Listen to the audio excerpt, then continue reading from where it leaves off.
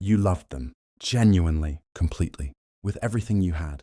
And it still fell apart. And the worst part is that you still don't fully understand why. You replay the relationship in your head. You look for the moment it broke. You wonder what you could have done differently. But here is what nobody told you. The relationship did not fall apart because you stopped loving each other. It fell apart because you were both loving each other in a language the other person couldn't hear. And today I'm going to show you exactly how that happens, with real examples, with the specific mistakes most people make, and with the patterns that destroy relationships silently, long before anyone realizes what is happening. If you haven't watched part 1 yet, go watch it first. The link is in the description. If you have, let's go. Welcome back. If you watched part 1 and came back for this, hit that like button right now and stay until the end, because this part is where it gets really specific. In part 1, we covered the 5 love languages: words of affirmation, acts of service, receiving gifts, quality time, physical touch. And we ended with Gary Chapman's most important insight. Most people love others the way they themselves want to be loved. Today we go deeper, because understanding the 5 languages is only the first step. The real damage happens when 2 people with different love languages try to build a relationship without ever having this conversation. And the tragedy is this: both people are trying, both people are giving, both people genuinely care, and both people feel completely unloved. Here are the 5 most common love language conflicts, and exactly how they silently destroy relationships. The first and most common conflict: she needs to hear it. He shows it through doing. She says, "I love you," constantly. He fixes things around the house without being asked. He works overtime to provide. He handles everything, so she doesn't have to worry, and she still feels unloved, because she hasn't heard the words. So she asks, "Do you love me?" And he is confused. He thinks, "I just spent my entire weekend fixing everything you needed. How can you possibly feel unloved?" And she thinks, "But you never just tell me."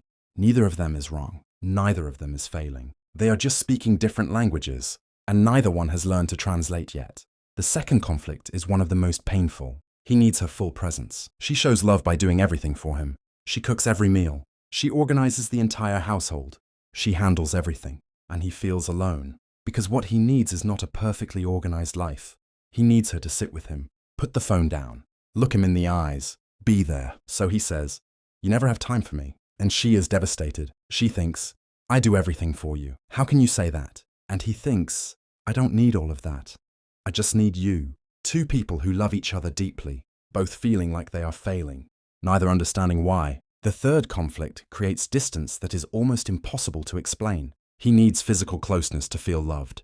She expresses love through words and emotional conversation. She talks to him about everything. She tells him constantly how much she appreciates him. She is emotionally available and verbally expressive, and he still feels disconnected, because what his body needs is proximity, a touch, a hand, physical presence. Not because he is shallow, but because for him, physical touch is the language of safety, and she pulls back slightly.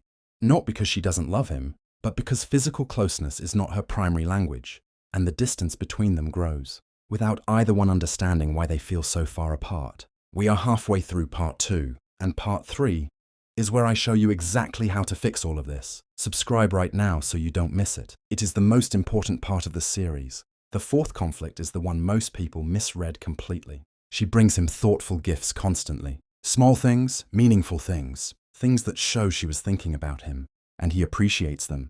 But they don't fill him, because what he needs is her time, her attention, her presence, and she feels rejected. She thinks, "I put so much thought into everything I give him. Why doesn't he seem moved?" And he thinks, "I don't need things. I just want us to actually be together." And the saddest part of this conflict, she is working so hard to show love, and he sees the effort, but it speaks to him in a language he cannot feel. Like receiving a beautiful letter written in a language you don't read. You can see the care, but you cannot receive it.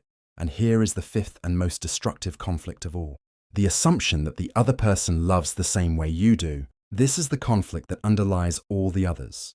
When you assume your partner feels loved by what makes you feel loved, you stop trying to understand what they actually need. You stop asking, you stop learning, you stop translating, and you both begin to feel that you are simply incompatible, that the love isn't strong enough, that something fundamental is missing, that maybe this relationship was a mistake. But the love was never the problem. The translation was, And here is what Gary Chapman found after 30 years of counseling couples. Almost every relationship he worked with was not broken by a lack of love. It was broken by a language barrier. Two people who loved each other, who had never learned to speak each other's language. The 5 most common love language conflicts: words versus acts of service, quality time versus acts of service, physical touch versus words of affirmation, gifts versus quality time, and the silent assumption that destroys everything. Here is what I want you to take away from this. If you have ever felt unloved in a relationship where the other person was trying, this is probably why. If you have ever made someone feel unloved despite everything you were doing, this is probably why. And if you have ever watched a relationship fall apart without truly understanding why, this is why. The good news: a language barrier is not a compatibility problem. It is a communication problem, and communication problems can be solved. In part 3, I'm going to show you exactly how. In part 3, I give you the exact method Gary Chapman developed to identify your love language, discover the language of the people you love, and completely transform your relationships. Subscribe right now so you don't miss it. See you in part 3.